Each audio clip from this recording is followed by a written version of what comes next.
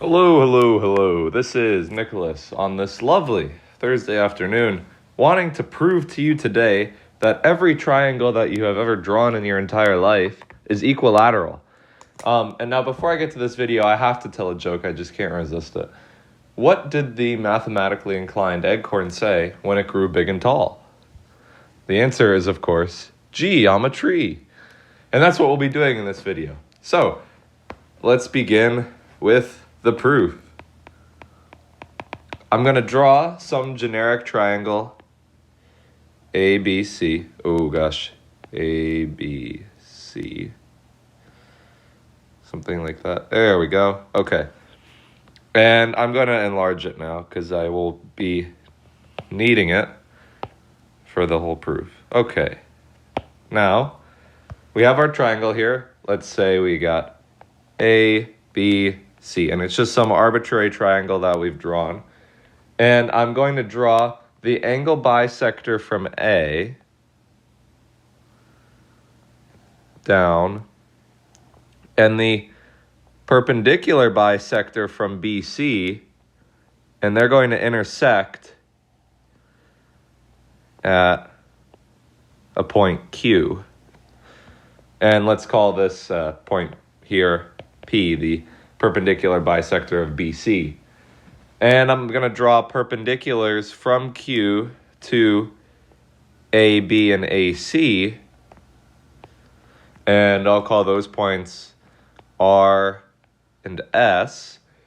And then I'll also draw from B to Q and Q to C. Whoa. Okay, Q to C, there we go. All right, now, we know that BP and PC are congruent because that's a perpendicular bisector, and QP is congruent to itself, and so by the Pythagorean theorem, BQ is congruent to CQ. Okay, now we know that triangle AQR, in other words, this triangle here, and triangle AQS, this triangle here, are at least similar by angle-angle similarity because they share this angle here, which is congruent, and they share this angle there, which is congruent. And then we know that AQ is congruent to itself. In other words, they share the side AQ. And so that implies that triangle AQR is congruent to triangle AQS because one of their similar sides are exactly the same. And now that means that AR is congruent to AS and that QR is congruent to QS because corresponding parts of congruent triangles are congruent.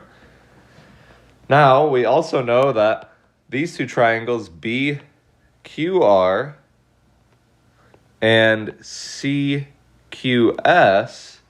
well, those are also congruent.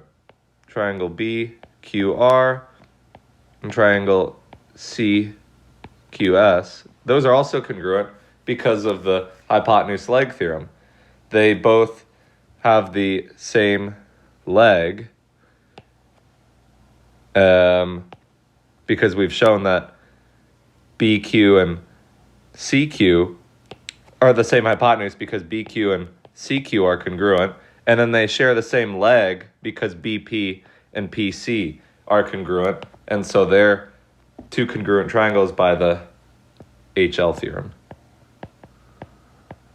Okay, and then from that we can say that RB is congruent to SC because corresponding parts of congruent triangles are congruent.